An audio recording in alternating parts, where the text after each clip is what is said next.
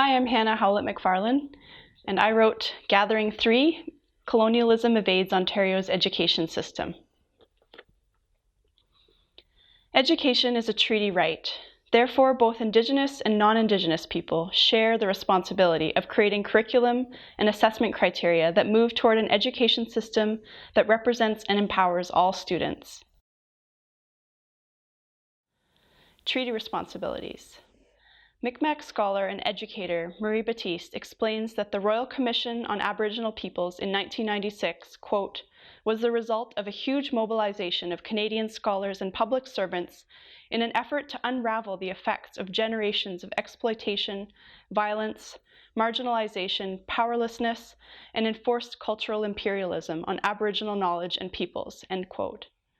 Additionally, RCAP, quote, proposes Canada must dispense with all notions of superiority, assimilation, and subordination and develop a new relationship with Aboriginal peoples based on sharing, mutual recognition, respect, and responsibility, end quote. Batiste looks at past treaties such as those affirmed in Canada's Constitution and legislation, and charters such as the United Nations Charter of Human Rights, in order to highlight the depth of responsibility toward educational rights for Indigenous people.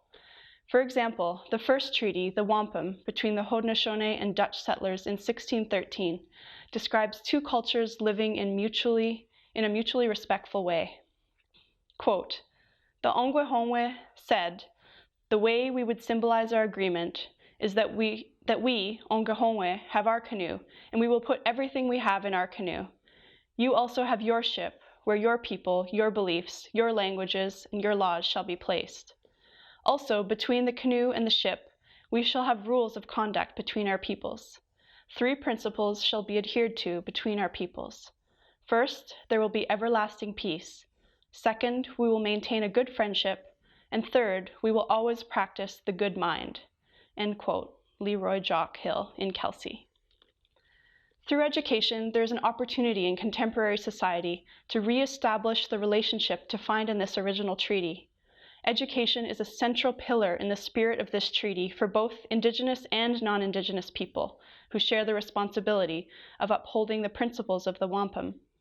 In understanding this, we can move toward a reciprocal relationship between the people of this land and all living things upon it. Resistance. Despite the existence of many treaties and laws defining the relationship between Indigenous and non-Indigenous people, Indigenous people have had to expend significant energy and resources to see treaty rights and the right to self-determination upheld. Despite some recent attempts by the Canadian government to recognize Indigenous sovereignty, Indigenous nations across Canada are still fighting for equity and inclusiveness in education, which would support and promote academic success for Indigenous students. Contemporary understandings in the mainstream education system of what defines success in education are based on core competencies, such as those in traditional science, technology, engineering, and mathematics, or STEM subjects, and the studies of European languages. Conversely, Indigenous pedagogy defines success in education to be based on ancestral wisdom, traditional teachings, and original languages, Manitoulin. Only through a co-construction of competencies will the education system truly serve the need of Indigenous communities and honor Indigenous pedagogy, where values are seen as equally important and relevant as core competencies. Revitalization.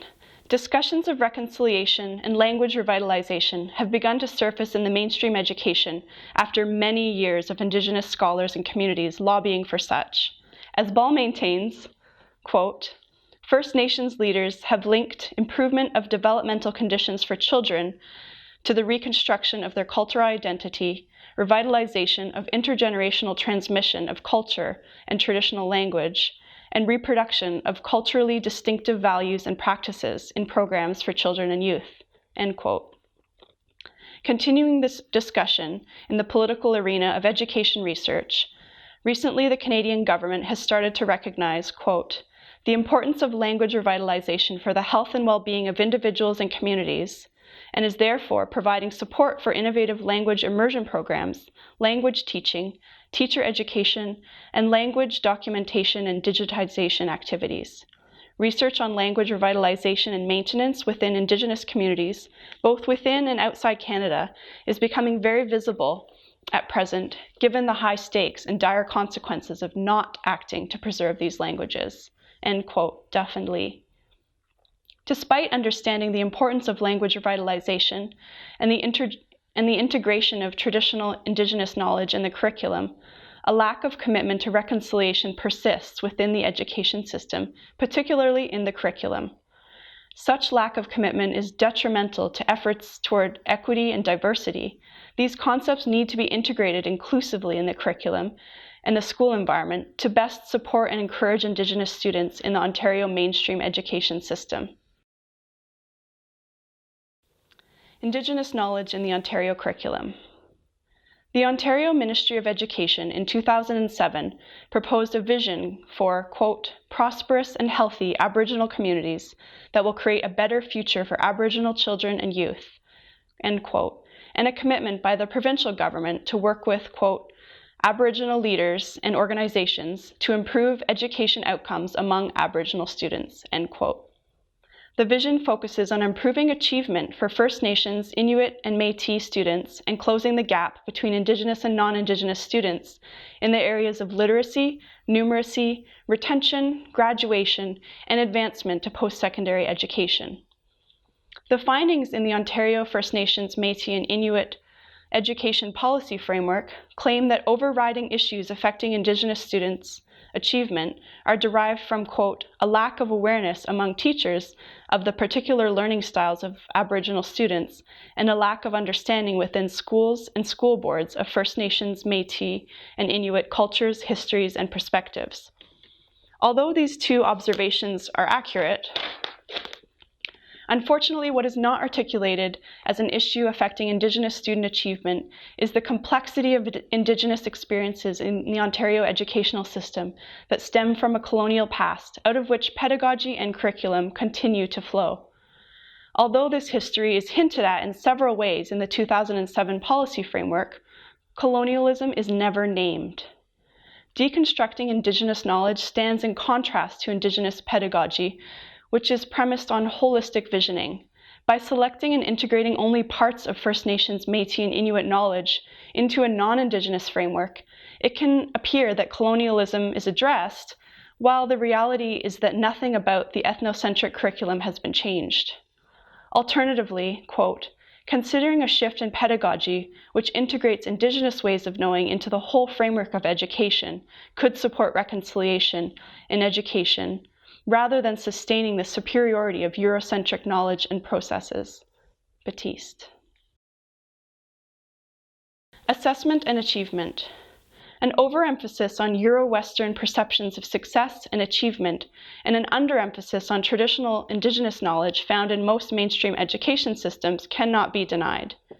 Sheila Watt-Cloutier, an Inuit woman educator, activist, and a Nobel Peace Prize nominee, articulates this problem clearly. Quote, "Schools spend much of their energy teaching and testing knowledge. Yet knowledge by itself does not lead to wisdom, independence, or power. If education does not genuinely empower children, then pretending that it does will only confuse them further, and it might even help to break their spirits because they will think it is their fault that they can find so little meaning in it." End quote. Measuring and testing knowledge and defining success and achievement through a colonial understanding creates a narrative of blame for those who are marginalized. As Watt-Cloutier explains, they will think it is their fault, even if the overall goal is empowerment for First Nations, Inuit, and Métis students. Recommendations for anti-colonial pedagogy. Recent Euro-Western research suggests that reconciliation in education can be achieved through stories, which Indigenous societies have practiced since time immemorial. Through telling and hearing stories, we can better understand how notions of success are created, which serves the purpose of improving academic success for all students inclusively. Day. To approach educational reform from a place of shared responsibility, honest reflection, and as an opportunity to discuss inequality within our education system, we can move towards reconciliation that will help all students achieve academic and personal success. Additionally, Celia Haig-Brown and Karen Doneman have found that a connection to the land is lacking in the provincial curriculum. Their research in The Land is the First Teacher, the Indigenous Knowledge Instructors Program, describes an Anishinaabe course designed to share traditional Indigenous knowledge through land-based traditional practice ways as a way to learn, relearn, and reclaim knowledge lost during colonialism in what is now Canada. Their goal is to reestablish land-based learning in contemporary life as a means of infusing traditional Indigenous knowledge into the curriculum that, quote, serves as a model of a very old pedagogy speaking to the current context and the future. A pedagogy of the land brings material reality to the fore. Based in Indigenous epistemologies, this material reality can never lose sight of its complex, spiritual, historic, and futuristic possibilities, end quote. Land-based programs become a literal, quote, grounding of pedagogy, end quote, and shift out of the classroom toward traditional land-based knowledge. This shift provides opportunity for Indigenous people to take back control of education and rediscover methods of teaching students that draw on a tradition of skills that can be applied to and in fact are needed in order to address contemporary challenges. In a 2012 policy paper highlighting the quote, history of residential schools, treaty negotiations, and past issues whose impact lingers in communities today, end quote, several reforms are suggested for mainstream school educators, ranging from early childhood education to post-secondary schooling. For mainstream school educators, the focus should be on incorporating Indigenous ways of learning into the curriculum to help First Nations, Inuit, and Métis students, quote, overcome feelings of alienation, end quote, Popovic. Other recommendations include providing equitable resources for on-reserve schools, additional financial and knowledge-sharing resources, and making First Nations, Métis, and Inuit languages, cultures, and worldviews more visible in the provincial curriculum. Popovic. Adding to these recommendations, Batiste offers several important practices based on past successes in Indigenous learning environments.